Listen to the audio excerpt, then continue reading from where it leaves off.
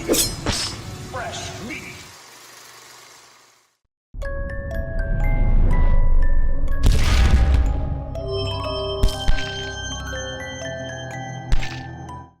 Welcome to JoBlo Horror Originals Best Foreign Horror, where we take a look at significant horror titles from all over the world.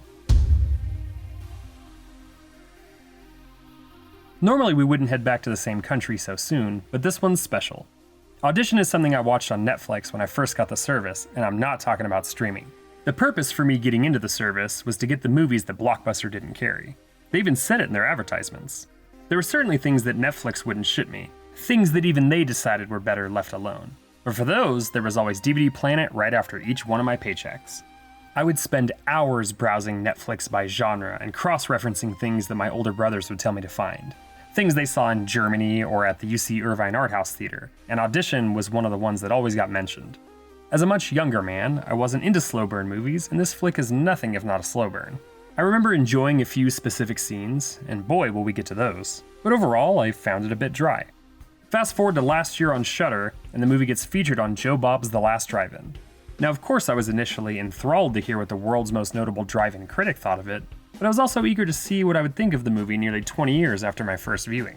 Audition would seem to many as the linchpin for overtly graphic content in Japanese cinema, and while it came out in 1999, which is known to be one of the greatest years in cinema history, though most people just speak of movies from the US, it would have quite a few shockers follow it.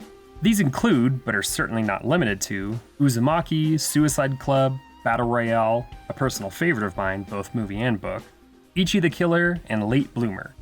While that stretch from 1999 to about 2004 is a particularly brutal one, it certainly wasn't the first time we'd get rough movies from the region. I'm not only talking about straight-up horror movies either. Animated films such as Ghost in the Shell, which is more in the sci-fi realm like Blade Runner. It has shocking moments for the time. And then there's Perfect Blue, which is something I recommend everyone seek out, and then rewatch Black Swan to see some of the inspiration that this fever dream animated movie had on the modern classic from Darren Aronofsky. Miyazaki movies, these are not. I want to thank you guys for watching Best Foreign Horror, and ask that if you enjoy our shows, please subscribe to our channel right now. Like this video and click on the bell so you can be notified each time a new video goes up. And now, back to the show. And those are just a couple of the animated choices. Plus, they both came out a little bit before Audition. One of the biggest early notable movies that shook Japanese audiences up was In the Realm of the Senses from 1976, where a fictionalized erotic thriller told the story of a real-life murder from the 1930s. This film was, and still is, controversial for having non-simulated sex between actors and for a shocking scene where one of the main characters strangles another to death during sex before severing his genitals. Can't wait to see what my editor does with that information. Fast forward to the mid-80s and you get a series of films called Guinea Pig. These were supposed snuff films and were seen as even more extreme than the infamous Faces of Death. With 6 films in total ranging around 40 to 45 minutes each, there was real fear of what these actually were. The creators ended up releasing 2 making-of documentaries to save their own butts from prosecution, like the ordeal the director of Cannibal Holocaust had to go through. Finally, there's the over-the-top and experimental Tetsuo, which for many indie horror fans was the first Iron Man. If you know, you know. Tetsuo the Iron Man from 1989 would get follow-ups in 1992 and 2009. Another film shown on The Last Drive-In, it revolves around a metal fetishist, a salaryman worker, and his girlfriend, with escalating fantasies and grotesqueries all filmed in black and white. The movie is 67 minutes, but it feels like 30, and it's quintessential craziness to view for horror enthusiasts looking for a little bit outside-the-box material. Even with all these incredibly out-there films before and after, there's only one Audition. Audition opens up with a man, Aoyama, and his son in the hospital in the last moments of the wife and mother of the family. Years go by, and the son, Shigehiko, suggests that maybe it's time for the old man to get back out to the dating world. At first, he doesn't see the need to do it, but then realizes just how lonely he is. His friend just so happens to be a producer and comes up with the idea of having an audition process to find a girl that he's interested in enough to pursue. We get to see the process, and it's pretty much exactly what you think it's going to be. The 2 men take pictures, see the lady's talents, ask them questions, and narrow down to someone that Aoyama wants to date. He falls head over heels for Asami, who dresses very conservatively and seems very unassuming. He tries to seek out some of her references to get a better feel for her, but unfortunately, they all lead to dead ends, in some cases quite literally as we find out later. Aoyama and Asami have a drink to discuss a possible connection, and Aoyama decides she is the one. After 4 days, he calls her, and here, at the 43-minute mark in the movie, we get our first sense that something may be wrong. Our first inkling that this is a horror film. We see Asami alone in her apartment. Well, almost alone. She waits almost completely motionless as the days go by, and there's a large sack in her room.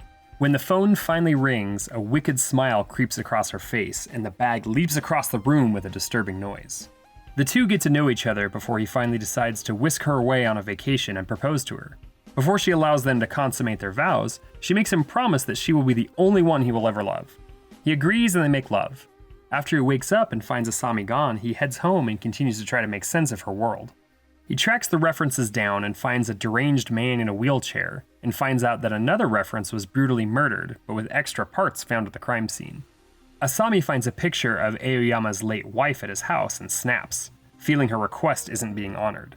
She drugs his alcohol and he passes out. We get a flashback of what is exactly in the bag. We see a montage of some truly messed up images, including Asami going back to finish off the man in the wheelchair with what I'll call a piece of foreshadowing piano wire. And when Aoyama wakes up, he can't move. The drug has paralyzed him, but still enables him to feel things. And boy, is he not gonna want to feel things shortly. She tortures him a few ways, in which we will get to in the best bits section of the movie, and his son attempts to sneak up on her. Aoyama awakes in the hotel where they shared their vacation like nothing happened, before awakening again in his own home as he watches his son knock Asami down the stairs, breaking her neck. The couple lays there, paralyzed and dying as the movie ends. Like I said earlier, Audition is a slow burn that takes its time setting up the characters, story, and stakes. For those that stick with it, it's a rewarding experience that will stick with you long after the credits roll. The first standout scene I went into detail a little bit, where Asami smiles as her phone rings, and whatever the hell is in that bag of hers stirs to life. It's a pretty great jump scare that just makes you wonder even more what exactly is going on. But the two scenes for me that come to mind are both near the end of the film. The first one happens as Aoyama begins to hallucinate from the drugs he was given in his drink. He finds himself in Asami's place and walks towards the bag. As he gets closer, something begins to crawl out. What was once a man is now merely a pile of flesh. The poor creature is missing an ear, his tongue, and 3 fingers. These are the exact things that were extra parts found at the crime scene from before. Somehow, that's not even the worst part. The thing in the bag is hungry, and Asami vomits into a dog dish before setting it down for the man to feast upon. Aoyama is as horrified as we are, and again, good luck, Mr. Editor. The second scene follows quickly after, and is kind of what the movie's known for. It shows what Asami has planned for her fiancé. He's paralyzed but can still feel, and boy is he gonna feel it. She puts pins in his stomach and chest as he cries out, but then she goes and sticks a few under each of his eyes. Depending on your fear or phobia, this is where the movie's gonna end for you. Eye trauma can be a powerful thing. After that, she braces his legs below the ankles and begins to saw off his feet. The first one has spurts of blood and Aoyama screaming, but it's the sound design that is the most wince-inducing. That or Asami saying deeper, deeper during the operation. Behind the camera talent includes writer Daisuke Tengen and director Takashi Miike. Tengen would probably be most familiar to this audience for his action epic 13 Assassins from 2010, and reuniting with today's director on the Masters of Horror episode Imprint, which also happens to be one of the most controversial episodes. Go figure. Miike is one of the most prolific directors Japan has ever seen. The nearly 62-year-old director has 111 credits to his name beginning in the early 90s, and if you pick the right year, he may have as many as 8 movies coming out during those 365 days.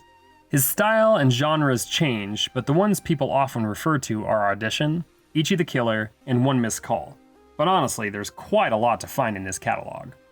The main stars for the movie are Ryo Ishibashi and Ihi Shihina, and I'm never going to be allowed to say names anymore after this show. Ryo is a prolific TV actor who's also showed up in The Grudge and The Grudge 2, as well as the Jet Li action vehicle War. He would also appear in the Masters of Horror episode called Dream Cruise. Shihina has the smallest IMDb of the 4, but will forever live on with her performance in Audition. Fans of the genre would also have seen her in the ludicrous Tokyo Gore Police. Audition has been named by Quentin Tarantino as one of his favorite films of all time, and while that is a ringing endorsement, it hasn't exploded into the horror pop culture lexicon. The movie is still missed by the general public, and even horror fans that aren't willing to explore subtitles in their movies. It does float around as a cult experience and will continue to get the recognition it deserves as one of the best foreign horror movies. Thank you for watching our show. If you like what you see, please subscribe to our JoBlo Horror Videos channel. Tell your friends who like this sort of content and turn on that bell to receive notifications for all the latest videos. We're an independent company and we appreciate all of your support.